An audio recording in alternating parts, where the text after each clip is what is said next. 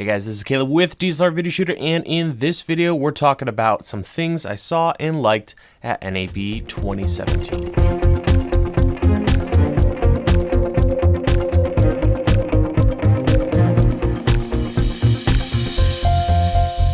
We have a ton to go over, so I'm just going to jump straight into my picks and things I saw that I thought were cool. The first thing was a really weird camera that was hidden at the Panasonic booth, although not very well hidden. You can see through the cloth that Panasonic covered up this camera with that it looks something like an AF100 meets a C100 from Canon or something like that. I thought this was kind of dumb because I think they were just like, hey, by the way, we've got something coming, so don't go out and buy a Canon or Sony camera right now, but they wouldn't actually show us anything. So at any rate, we'll probably see something from them, but I wish they would just show us a real product or don't show us anything at all. Next up are several things from the Aputure booth. First and foremost, obviously their new 300D is amazing. So right now I'm being lit with a 120D, which is their larger light.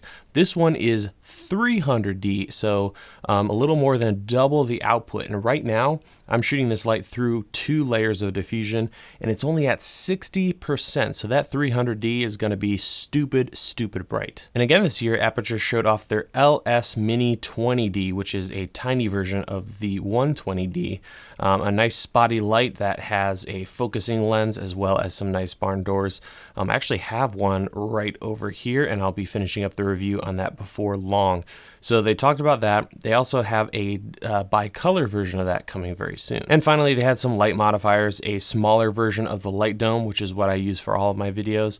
So that's going to be nice. Instead of something massive, you can get something a little smaller. And finally, they showed off their new Tri-8S light, which is essentially an updated version of their older American light. So it's going to be really rugged metal, and the plexiglass in the front is supposedly bulletproof. It's going to be very bright as well. So hopefully I'll be able to review that, and we'll get some of that content over to you guys. I swung over to the Manfrotto booth to check out their new tripod head with the piston built in, and it works really well. It's amazing how smooth it is. I don't know how I missed this, but I discovered their tiny little bee-free tripod, which as an entire kit I believe is around $250, gives you this really adorable, minuscule little tripod head as well as a really compact tripod leg system. So if you're looking for a great travel tripod, definitely check that out, and maybe I'll pick one up for review if you guys would like to see that. Another really cool find was Chimaera's variable diffusion, which at this point is more of a proof of concept, but it was amazing to see a big piece of diffusion and a little knob that as you turn it, it goes from see-through all the way to a very dense diffusion, which is going to be amazing when they perfect that. So right now it's not really finalized.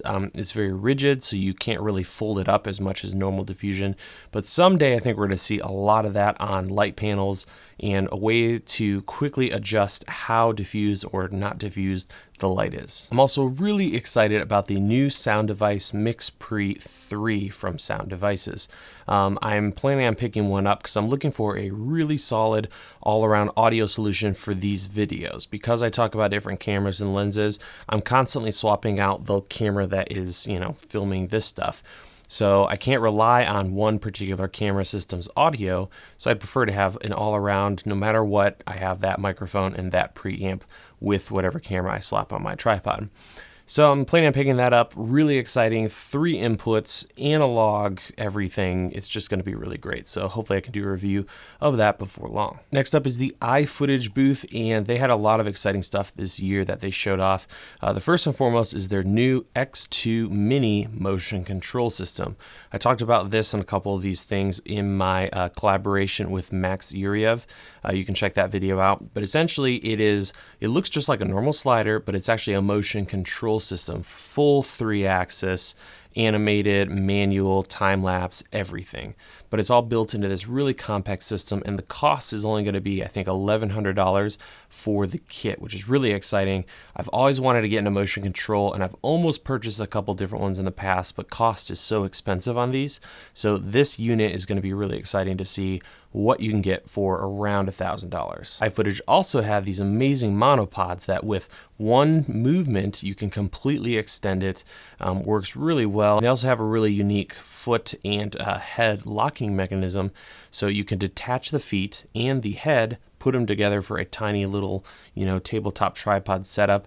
You can also stack the monopods, so you could have 2 monopods that pack down to really small, add them to each other, and you'd have a 16, 20-foot pole that you could get really nice, high-level footage with, which is really cool. I also was really impressed with some new lights from Intellytech. One is a 4x4 LED mat. So this is kind of like having 4 Westcott Flex lights all built into one, but it folds down to a single 1x1.